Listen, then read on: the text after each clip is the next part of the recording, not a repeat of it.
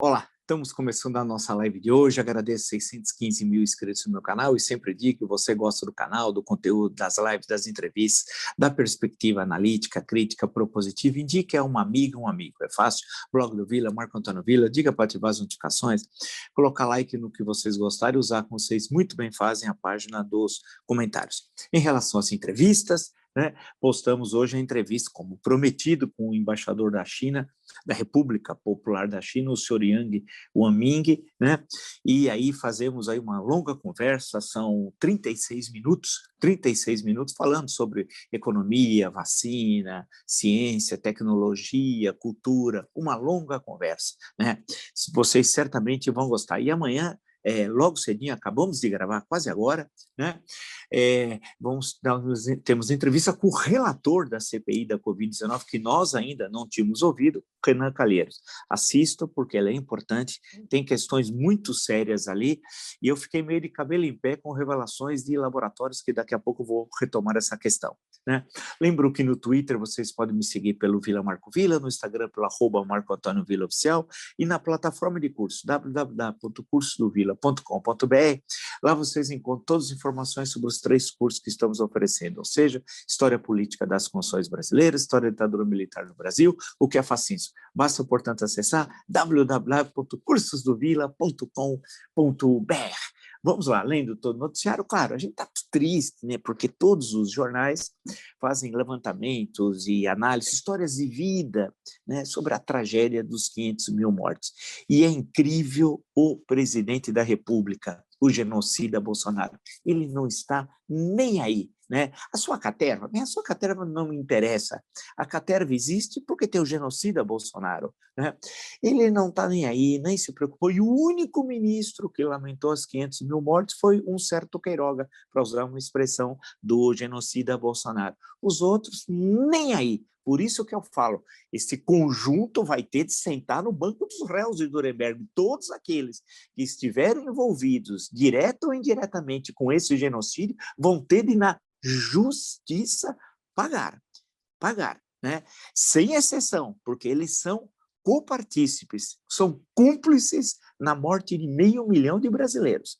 E quem se pronunciou, além do Queiroga, aí gozando, comemorando, ironizando, é um cidadão medíocre, um deputado chamado Fábio Faria, que não tem a mínima importância, que não consegue falar lé com cré, com uma formação cultural baixíssima, que em certa época, com dinheiro público, pagou passagens de viagem da sua então namorada e da sua então sogra, ou futura sogra, de São Paulo até, foram viajar para o Nordeste com dinheiro público, foi denunciado. Tal. Então, esse é um nível, que nem poderia estar ocupando o cargo, porque é casado com uma senhora cujo pai foi, porque transferiu as filhas, não sei como, é concessionário de televisão. Portanto, ele não poderia.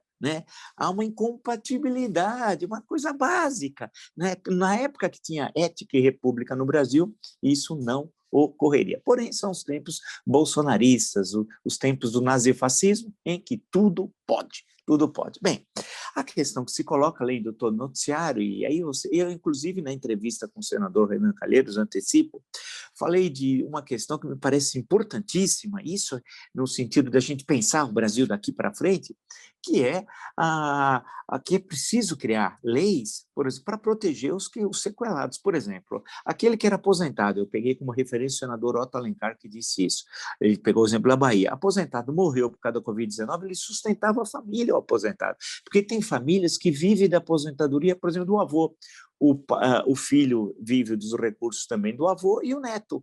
Quer dizer, tendo em vista que nós somos um país extremamente desigual. Então, como é que fica em situações como essa? Tem de pensar, discutir quem é que vai receber essa aposentadoria. Ela não pode ser extinta. E com isso, com a pandemia, você economizar os gastos da Previdência. Que, no fundo, tem muita gente nesse governo tirânico, nazifascista, que pensa nisso. Fala, pô, morreram 250 idosos, 250 mil, recebeu aposentadoria, então já vamos economizar os cofres da Previdência. Não, olha, tem gente, por incrível que pareça, nesse governo nazifascista que pensa assim. Então, nós estamos de fazer o seguinte, olha, tem de ter um projeto de lei, alguma coisa que garanta que aquelas famílias possam continuar a subsistir. Puxa vida, onde já se viu que tem os recursos para tal? Assim como os sequelados, e os relatos hoje, eu fiz questão, li vários, uma tragédia, né, que vão levar, são veteranos de guerra, são como se nós estivéssemos numa guerra, voltam os veteranos e trazendo sequelas de todos os tipos. Né? É o caso de muitos que sobreviveram contaminados, que sobreviveram à Covid-19. Então, vão ter de tomar medicação cara até o final da vida. Quem paga isso? Vai ter de ser o SUS. Precisamos construir, portanto, um apoio a eles. Segundo, muitos vão precisar de fisioterapia. Onde vão obtê-los? No SUS também. Né? Outros vão precisar de apoio emocional também. Né? Também tem de ter um apoio no sistema público de saúde. E muitos não vão poder voltar ao antigo trabalho, porque com as sequelas eles não conseguem exercer as mesmas funções. Então é necessário um projeto de lei amplo, né, que dê um guarda-chuva de segurança aos que, aí são milhares e milhares, né, que sobreviveram e que vão levar essas sequelas para a vida inteira. E vão levar essas sequelas, em grande parte, pela ação governamental, pela ação genocida do assassino Jair Bolsonaro. Isso tem de ser registrado, porque nós não podemos, e tem que dar um nome aos bois, da forma correta, não podemos deixar isso passar. Isso é uma coisa terrível. Eu me lembrei até na entrevista com o senador Renan Calheiros da Batalha da Borracha, uma das loucuras na Segunda Guerra Mundial. O Brasil veio a Batalha da Borracha em 1942. Isso está no meu livro, Vida e Morte no Sertão, História da Seca do Nordeste no século XIX e XX. Aí criaram uma comissão lá, colocaram o João Alberto, antigo tenentista, lá para coordenar e para a produção de borracha no esforço de guerra dos aliados. E 42 também teve uma seca, levaram muita gente, quase todos, boa parte cearenses, uma parte considerável de cearenses, para a Amazônia. Né? E não era a primeira vez, basta lembrar que esse translado forçado vem desde a Grande Seca, a pior da história, dos 3 setes, 1877, 78, 79, ainda durante o segundo reinado, quando vem aquela migração para a Amazônia que começa o chamado, entre aspas, ciclo da borracha. Em 1942, portanto, no século XX, para ficar claro, né, houve esse esforço de guerra e levaram também os cearenses que ficaram lá abandonados. Morreram muitos, milhares e milhares morreram. E na Assembleia Nacional Constituinte, 87 e 88, foi falado dos soldados da borracha, né, e de receber uma aposentadoria. Muitos deram risada, acharam engraçado, porque nem sabiam que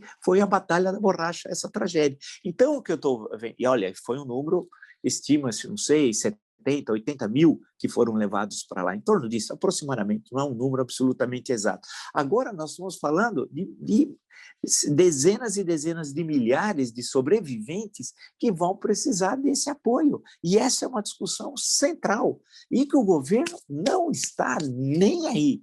O Bolsonaro tem uma obsessão, permanecer no poder em 22, né, porque ele sabe que se não tiver no poder, ele vai para a cadeia. Algo que eu fui o primeiro a falar, e vocês são testemunhas. E por quê? Porque eu conheço figuras como ele ao longo da história do Brasil. Eu estou aqui lotado de coisas, pilhas de livros, eu conheço como é que funciona. Ele é o pior da história, e isso é inegável. Não há na história do Brasil republicano, por exemplo, nenhuma pessoa, né, tão cruel como Jair Bolsonaro, um psicopata, um genocida, não há. Você tem momentos terríveis na nossa história, é verdade, mas nada que se aproxima ao que nós assistimos. E o mais estranho disso tudo, que um historiador do futuro vai ter de ter a resposta, que eu não sei qual hoje, é como isso conviveu com a carta mais democrática da história brasileira, a de 1988, e como a população que teve uma parte dela uma certa experiência política nas últimas 4 décadas, no processo de redemocratização, de diretas já,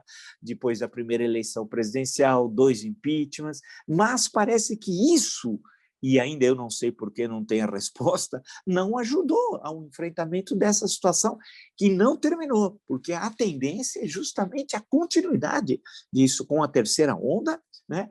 Alguns falam que nem é adequado falar terceira ou segunda onda, porque, na verdade, nunca houve uma interrupção em relação à primeira, né? Mas tudo bem, não vamos entrar nessa discussão terminológica, mas a média diária está aumentando sistematicamente, e por todos os relatos que eu li nos jornais, a tendência é se manter próximo entre 1.500 a 1.700 mortes diárias, abaixo do que nós tivemos nos últimos dias, vale destacar. Nós teremos por mês, portanto, né, numa situação como essa, mais de 45 mil mortos, né, por mês em média. Então, teremos em julho mais isso, em torno disso, em agosto idem, alguns dias mais, poderemos, portanto, atingir entre 90 mais 100 mil mortos. E a tranquilidade com que nós falamos isso é inacreditável, é inacreditável. Eu não entendo. Ontem, uma das palavras de ordem na grande manifestação, e foi importante tê-las, foram mais de 300, né? Foi vacina na veia, Bolsonaro na cadeia. Tudo bem, até como palavra de ordem é muito boa, mas é o início da mobilização de rua aí, que tem de se manter. Há um super pedido de impeachment, que foi chamado, creio que pela Folha de São Paulo hoje, de mais de 20 crimes do Bolsonaro e ser sistematizados num pedido só. É uma boa alternativa. A grande questão é que não pode abaixar a mobilização popular. Isso é central, porque o Bolsonaro, a tendência dele é desqualificar todas as manifestações, desqualificar todas as denúncias sobre a pandemia, tentar desqualificar a CPI e, com isso, entrar no segundo semestre. Aí vem as polianas de plantão, que vão dizer o seguinte: pô, impeachment agora, vamos deixar ele acabar o mandato e vencê-lo em outubro, como se o Brasil aguentasse ter um dirigente por mais de 1 ano e 3, 4 meses, destruindo sistematicamente as instituições e as nossas vidas e as nossas esperanças. Sim, porque as esperanças estão sendo rasgadas, né? A situação nossa é terrível, não há nenhuma perspectiva, não se desenha no cenário com ele no governo que a coisa vai melhorar, tanto no campo econômico, no campo social, no campo político, no campo do enfrentamento da pandemia, né? E por isso que é central e vai ter muitas ações na justiça. Eu vi que uma médica, até foi citado na entrevista, assisto amanhã com o senador Renan Calheiros, Nisi Yamaguchi, entrou com uma solicitação de uma indenização do presidente da CPI, Omar Aziz, e do senador Otto Alencar, que ela quer receber, acho que 130 mil reais ou algo parecido, próximo a isso, de indenização, porque ela disse que foi destratada na CPI. O que pode ocorrer, e foi falado na entrevista com o senador relator, é o contrário. É muita gente que teve seus entes queridos atingidos e que morreram, né, nessa carnificina, acionarem médicos, acionarem planos de saúde, acionarem o governo. E eu volto a dizer, não é o direito à primazia, fui o primeiro a lembrar disso, que muitos vão acionar a justiça, né? E a justiça acionando a União, governos estaduais, prefeituras, políticos, médicos, planos de saúde, e etc. E o que vai ocorrer no caso do poder público? A concessão dessas indenizações pela justiça vai levar a União, os governos estaduais ou municipais a terem de acionar os gestores para o ressarcimento em relação ao erário, né? Isso é evidente, né? E é o que vai ocorrer, e vai ocorrer com o Bolsonaro, milhares e milhares de ações, pode garantir. E algumas que não vão acionar primeiro a União, mas primeiro acionar o Bolsonaro. Aí vai ser uma questão jurídica muito interessante, de combinar a legislação brasileira com a Constituição e com tratados internacionais que o Brasil assinou. Eu já estou levantando a bola, isso ninguém falou ainda, né? Essa combinação de tratados internacionais, Constituição, mais a legislação existente no Brasil, de acionar na justiça diretamente o Bolsonaro e responsabilizando pela tragédia, né? A CPI vai estar fazendo um trabalho muito, muito, muito bom.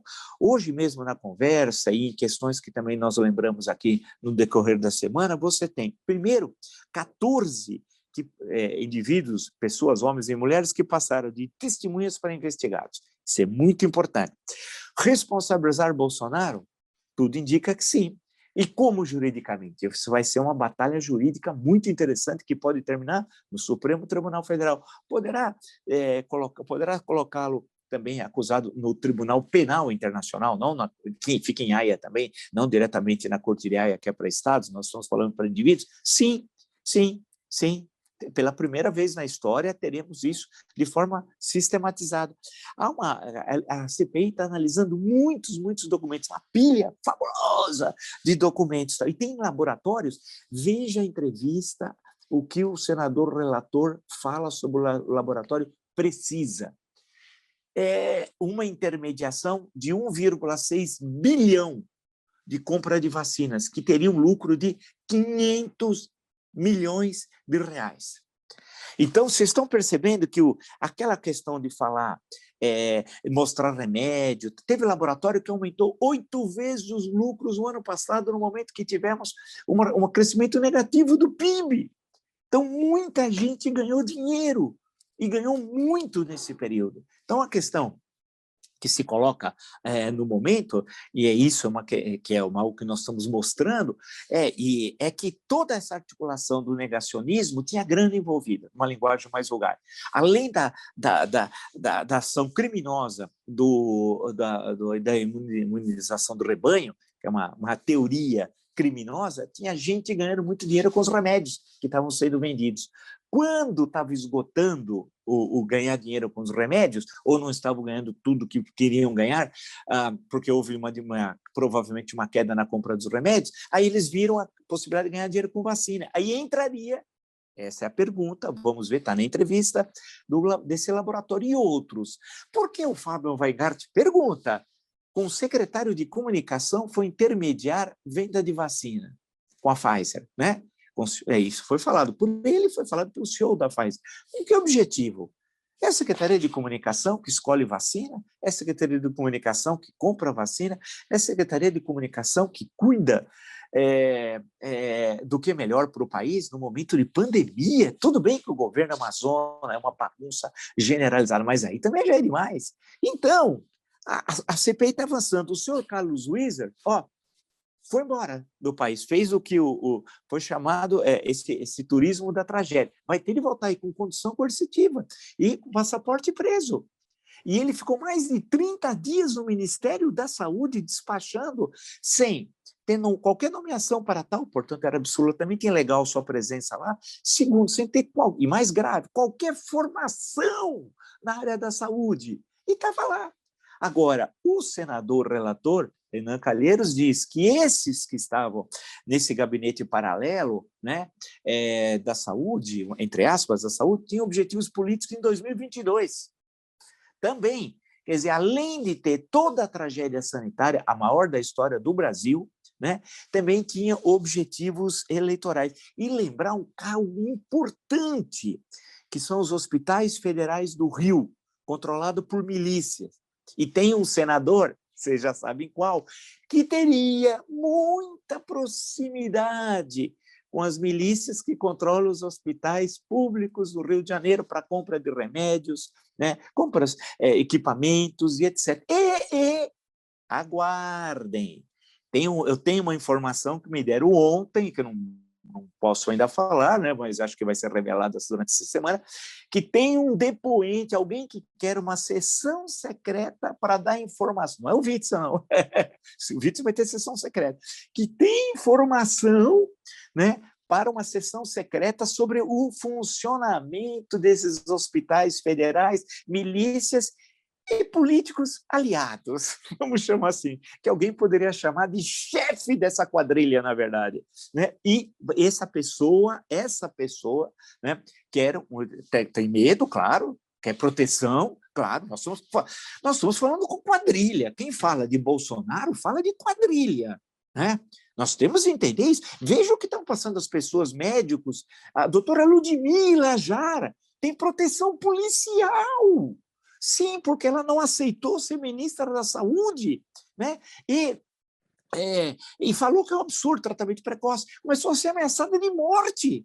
Por isso que eles são, sim, nazifascistas. Teve um bobinho que mandou aí me ameaçando, dizendo que eu tinha no seu killer, nem sei quem é a pessoa. É nazifascismo mesmo, meu cara. O que é isso? Ameaçar uma médica digna, né, uma cientista, porque diferente é médico e cientista, né? Por quê? Porque não quis aceitar o Ministério da Saúde, quis até, se deslocou até Brasília. Chega uma hora que você quer ajudar teu país, as pessoas estão morrendo. mas não dava para aceitar o nazifascista Bolsonaro, não dá. É uma incompatibilidade entre ciência e nazismo. Ele é um idiota, além disso, ele é um idiota. Eu sei, eu tive com ele 40 minutos, sei quem ele é. Ele é um idiota, mas é um homem cruel, covarde, é verdade, é um homem covarde, né? Mas é cruel. Né? Então, a questão que se coloca nessa investigação do Rio, aguarde que vai aparecer muita coisa. E essa pessoa está pedindo proteção policial, sessão secreta também, porque vai revelar, e aí as conexões vocês já sabem, claro. Então, a CPI está puxando vários fios de Ariane, para lembrar que nossos, Creta, Teseu, etc. Tal, né? Vários fios que vão puxando e vão chegar no Palácio do Planalto, no gabinete presidencial, e vai levar, sim, a retirada desse homem que coloca em risco o nosso país, Bolsonaro. Esse trabalho é penoso, eles têm milhares de documentos lá, como na entrevista vocês verão, o relator que acompanha mais de perto daquilo, mas esses fios vão terminar ali. Por isso que ele vai, Bolsonaro, intensificar as agressões ao Estado Democrático de Direito, as agressões à CPI, as agressões a todos aqueles que colocam o dedo e apontam e digam: você é criminoso, você é assassino. Então, prepare-se, esse é o cenário. Então, as análises, insisto, tenho falado aqui, e olha que eu tenho acertado, para 2022, para as eleições de outubro, espera um pouquinho, bola no chão. Nós não sabemos como é que vai terminar esse mês de junho, como será o mês de julho. Quanto mais, no caso brasileiro, uma eternidade, falando de uma eleição lá no ano que vem, há mais de um ano. Né? Por quê? Porque os fios que a CPI está puxando vão terminar no gabinete do genocida, e com provas concretas. Portanto, não é uma questão de escolha entre duas visões de ciência, não. Negacionismo não é ciência, ponto. Isso é central. Negacionismo não é ciência. Igual no campo da história. Quem nega o Holocausto não é uma outra leitura de história, não é história. Né? Isso tem de ser compreendido, não é história. Então, você deixa de lado. É aquela história do Primo Levi, lembra que eu falei daquele debate na Itália? Ele vai para um programa de televisão, sente um cara do lado, o cara começa a falar que não teve toda a tragédia de Auschwitz, em especial os fornos, etc., a morte de milhares e milhares de judeus. Ele é sobrevivente de Auschwitz. Você tem condições de falar com um cidadão desse, você tem que levantar e ir embora. Foi o que ele fez. Foi o que muito bem fez o ministro relator na sexta-feira. Você vai discutir com o negacionista? Arguir um médico negacionista? É um absurdo. Isso não é ciência. Então, você tem de levantar e ir embora. Deixa o quarteto, incitatus ou quinteto, né? Aquelas figuras lá falar, o Alberto Roberto, o Bolso Estupro, o que não acertou um plural, né? O outro lá que não sabe falar, que fala Harvard University, que é do Rio Grande do Sul, que já foi ocupado aquele assento por tanta gente, meu Deus do céu, né? Brilhante. Hoje tem um que fala Francesoir, né? E o outro lá que oprime Pernambuco desde das capitanias hereditárias. Mas você não tem de ficar, vai ficar perguntando para aquelas pessoas que isso não é ciência. Né? Então, deu para entender? Eu até dei o exemplo da história, que me parece muito bom.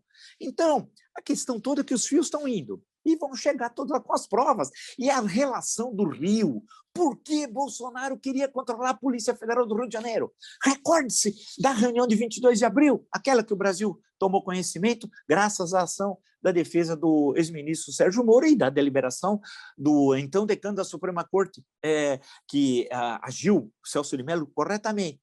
Ele queria, lembra? Você já tem 27 delegacias, eu só quero uma superintendência do Rio. Era para esconder também isso. Eles roubaram dinheiro na pandemia. Ladrões, são ladrões. Então, você tem muita coisa e tem de passar um pente fino. E agora a CPI tem constitucionalmente condições de ver. Será que não há ligação entre alguns laboratórios e alguns médicos? Pergunta, ponto de interrogação, como diria Roberto Avalone. Né? Pô, tem laboratórios que aumentaram 7 vezes, os lucros 8.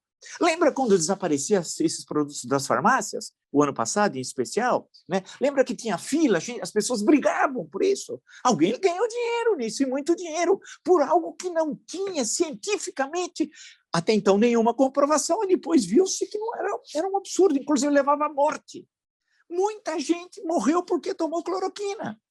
E que vai acionar laboratórios, vai acionar médicos, vai acionar o sistema de saúde, vai acionar o Estado e tende a acionar Bolsonaro, porque ele pegava o remédio e mostrava. Você acha que ele é um homem que roubou dinheiro durante 30 anos com as rachadinhas, que é um ladrão? Você acha que ele pega um remédio e mostra num laboratório X qualquer e ele não está ganhando nada? Conhecendo o criminoso como nós conhecemos, né? Poxa, um homem que fez rachadinha há 30 anos, tem todas as provas, não anda no Rio de Janeiro. E aí tem uma outra questão, não anda porque vai andar só na esfera federal. Aí voltamos a uma discussão, Alberto Torres, começo do século XX, passando por Oliveira Viana, toda uma leitura do autoritarismo reformista brasileiro, da centralização, porque você tem poderes locais que impedem o funcionamento da justiça. No caso, é claro, esse do Rio de Janeiro é claro, evidente. É aquilo que Euclides da Cunha nos Sertões, em outro, em Cartas, está cheio. Eu estou agora com a última biografia que eu recebi, mas ainda não deu tempo de ler, porque eu estou acabando meu História Concisa. Tal. A biografia é essa daqui, só para mostrar para vocês, né? Do Luiz Cláudio Santos, que fez uma excelente biografia do Barão do Rio Branco. Né? Eu ainda não li, recebi do Euclides da Cunha. Já tinha lido outras biografias do meu amigo que faleceu tragicamente em 2002, Roberto Ventura, que estava produzindo uma biografia fantástica, e veio aquela tragédia ao sair de São José do Rio Pardo, né? Isso em agosto de 2002. Eu estava lá, eu inclusive fui uma das últimas pessoas lá que conversou com ele naquela noite, né? Porque nós tínhamos acabado vários debates, eu tinha participado do debate com ele à tarde, mas só para não perder o fio da meada, a questão dos mandões locais, né? Os senhores do Baraço e do Cutelo. E o Rio de Janeiro a coisa não anda, alguma coisa de errado tem ali. A investigação da Marielle, e as rachadinhas, tem todas as comprovações. E o Queiroz está andando por aí, está querendo ser candidato ano que vem. Sim, Fabrício Queiroz candidato, provavelmente com nome eleitoral, né, de Fabrício Bolsonaro Queiroz. Não admirem. Enquanto a gente não tirar esse criminoso da presidência da República, a gente vai assistir tudo isso. Vamos continuar morrendo. Né? Isolados internacionalmente. Aguardem, os Estados Unidos vai dar uma pancada nas importações brasileiras. Né? A questão do meio ambiente, aguardem.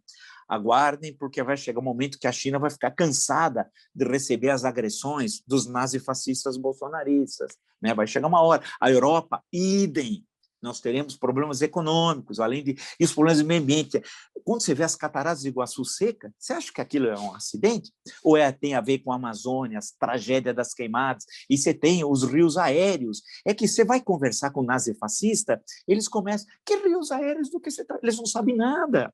É gente ignorante, ressentida, que tem ódio do conhecimento.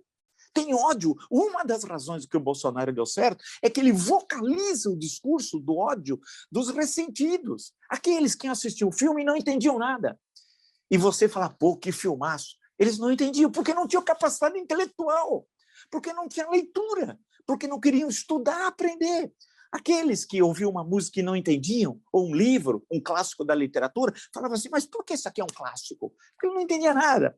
Aquele que via um livro falava, pô, mas esse livro aí, vamos pegar esse daqui, vai, entre tantos, vamos pegar esse aqui. Isso aqui é muito grosso. Esse aqui é a Diplomacia na Construção do Brasil, 1750 a 2016, do embaixador Rubens e Cupro, grande livro. Isso aqui é muito grosso, não vou ler. Então, esses ressentidos que têm ódio da cultura é bolsonarista. Sim, e o ideal que eles têm o sonho de fazer uma fogueira e queimar tudo.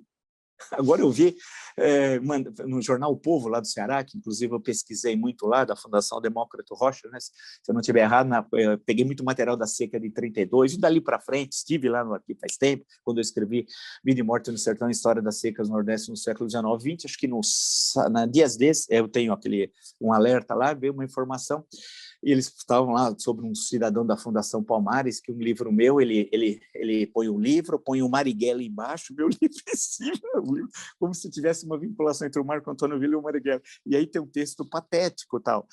Eu brinquei, eu falei, só falta agora a gente ser colocado na fogueira, queimar. Mas é isso, eles têm ódio, aquele ressentimento da cultura, sabe? De olhar um edifício, a pessoa fala, puxa, que beleza. Eles falam, mas que feio. Não entende, não tem a educação do belo, a educação do olhar. Né? São aqueles que, quando chegam num país, vai à Europa, raros, porque eles adoram ir para shopping de Miami. Só isso, comprar arma. Puxa, os Estados Unidos é muito bom, você pode comprar um monte de armas. Já vi pessoas falando isso. Né? Lá não tem direito do consumidor, essas coisas que tem no Brasil, que são as bobagens. Ah, é? É bobagem? E aí, mas não vai. Miami tem museus, mas que museus? Nada. E vão comprar. Ou quando chega na Europa, né? Passa por toda aquela coisa, lá, a nossa história, são quantos séculos, né? E não vê nada, não visita museus, coisa alguma. Né? Eu lembro quando eu falei, devia ser uma paulista, jovem, relativamente jovem, um casal jovem, passa, eu estou lá vendo o Código de Hammurabi ali, acho que era o Código de Hammurabi, se não me engano, ou estava, acho que era... E vendo aquilo, por século XVIII a.C., eu fascinado, nunca tinha visto ali, né? Pô, a minha vida inteira falando aquilo. O marido, acho que era o marido, falou para ela, olha, é o Código de Hammurabi. Ela nem sabe quem é o código, quem é o Hammurabi, que código é esse? Não tenho a mínima ideia. Ela falou, e continua andando, porque ela estava querendo cair fora para fazer compras, não ia perder tempo com o Código de Hammurabi. Mas é isso, é um nazifascista, claramente um bolsonarista. Então, nós temos isso. Eu lembrei até Triste Brasil, lembrando Triste Bahia, do Gregório Matos Guerra, mas nós vamos virar essa página. Né? Nós vamos virar, vamos virar. Não vai ser fácil, vai deixar, olha, ruínas, o Brasil vai estar em ruínas, as pessoas em ruínas. 500 mil mortos, podemos chegar daqui a 2 meses e meio a 700 mil. Né? Uma economia em ruínas, uma estrutura de Estado e as pessoas em ruína, ele destruindo, fomentando ódio. Mas isso vai mudar, tem de mudar. Se você gostou dessa e de tantas outras lives no meu canal, está entre ontem eu errei, viu? 615 mil inscritos. Muito obrigado mesmo. Indique um amigo ou uma amiga. É fácil, o blog do Villa, Marco Antônio Villa. Indique para ativar as notificações, colocar like no que vocês gostarem, usar como vocês muito bem fazem a página dos comentários. Lembra as entrevistas, né? Postamos a excelente entrevista, foram 36 minutos de conversa. Não há ninguém que teve uma entrevista como essa, porque ele não deu nenhuma entrevista para nenhum jornalista, nenhum pesquisador brasileiro. Só aqui nesse canal é que você tem essa possibilidade de assistir, né? Com o embaixador da República Popular da China, o senhor Yang Waming, e amanhã, logo cedo, estamos postando a entrevista com o ministro, o senador, relator, perdão, da CPI da Covid, o senador Renan Calheiros, e temos já preparado uma prateira, solta para quarta. Vamos entrar na discussão do Tribunal Penal Internacional e também da Corte de Haia. Os dois são sediados na mesma cidade, mas têm atribuições diferentes também durante essa semana, com uma grande entrevista. Portanto, aqui nesse espaço tem cultura, né? Aqui tem reflexão, tem democracia, tem pluralidade, né? E é isso que nós precisamos para o Brasil. Né? Nós vamos virar essa página pesadíssima do nazifascismo bolsonarista. Né? Mas tem um custo, e nós temos de dar um passo adiante. O passo adiante é participação, exigir o fim imediato desse governo, que há uma incompatibilidade entre esse governo e o nosso país, a sobrevivência da nossa pátria. Então é o seguinte, temos aí essas entrevistas, no Twitter vocês podem me seguir pelo Villa Marco Villa, no Instagram pelo @Marco Antônio Villa Oficial, e na plataforma de curso www.cursodovilla.com.br, lá vocês encontram todas as informações sobre os 3 cursos que estamos oferecendo, ou seja, História Política das Constituições Brasileiras, História da Ditadura Militar no Brasil e o que é fascismo. Nos encontramos amanhã. Até!